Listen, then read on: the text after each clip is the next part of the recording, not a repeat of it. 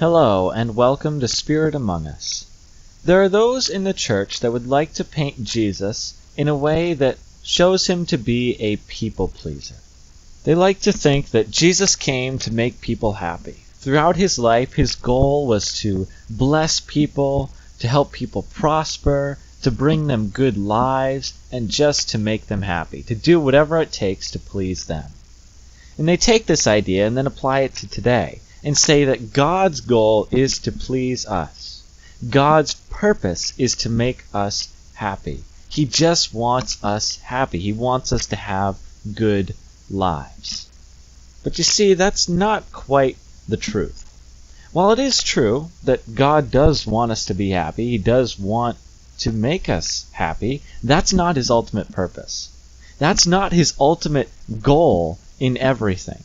That is not the most important thing to God, even if it is important. And some examples of that we can find in the life of Jesus, starting in John chapter 6, verses 60 through 62. When many of his disciples heard it, they said, "This is a hard saying. Who can listen to it?" But Jesus, knowing in himself that his disciples were grumbling about this, said to them, "Do you take offense at this? Then what if you were to see the Son of Man ascending to where he was before?" So, these verses take place right after Jesus gave the teaching that he is the bread of life. The people started grumbling after he said that he was the bread of life, and then he went on to take it a step further. He said, "If you don't eat my flesh and drink my blood, you have no life in you."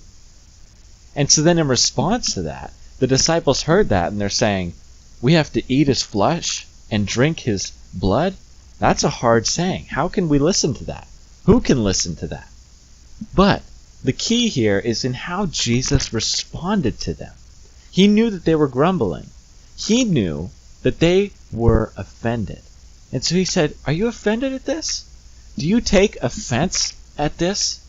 Then what if you saw me ascending to where I was before? What if you saw me on my throne? Do you not think I have authority? Do you not think I have the authority to make these statements of truth?" So in response to their grumbling, Jesus went on to take it another step further. He wasn't trying to tickle their ears or keep them happy, but spoke of the truth. Because, you see, what's important to Jesus is the truth, and that's more important than keeping people happy. In God's eyes, proclaiming the truth, even if it causes division and separation, maybe frustration and anger, is better than proclaiming a half-truth or something that's a lie and having everyone stay together where there's no divisions. The truth is more important than keeping people happy. This is an example where Jesus' goal was not to keep the people happy, was not to please them. Now we have another example in John chapter 2, verses 14 through 17. In the temple, he, Jesus, found those who were selling oxen and sheep and pigeons, and the money changers sitting there.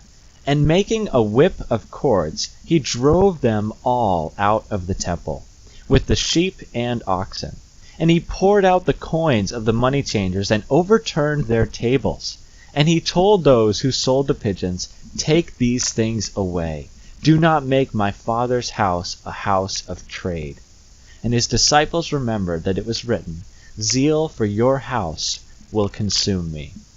So this is an example where Jesus was definitely not just trying to keep people happy. It was custom in the Jewish culture in this day to sell animals for sacrifice in the temple. There were those who sold the animals to people who needed it, and the people that needed it would then receive the animal and go and sacrifice it. It seemed like a logical thing to do. It made sense.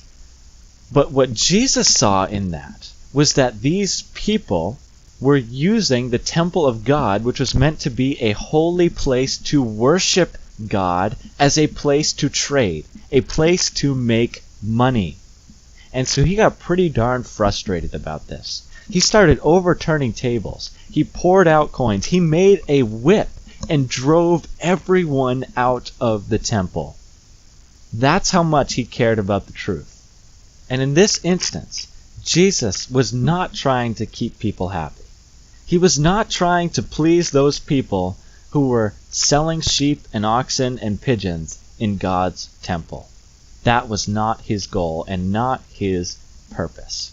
So from these examples in these texts, we can see that God's purpose is not to please us.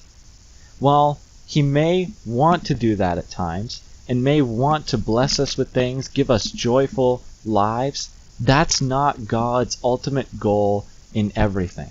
It's not always just to make us happy and to bless us and to give us good lives. Because God has bigger plans than plans that are just centered around us.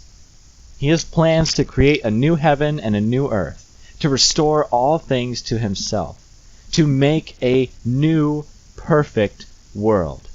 That is a much bigger plan than just keeping us happy. So in our lives, we need to understand that while God might do things that make us happy or please us, and while he does want us to have joy in our lives, God's ultimate purpose is not just to please us. Thank you for watching, and God bless.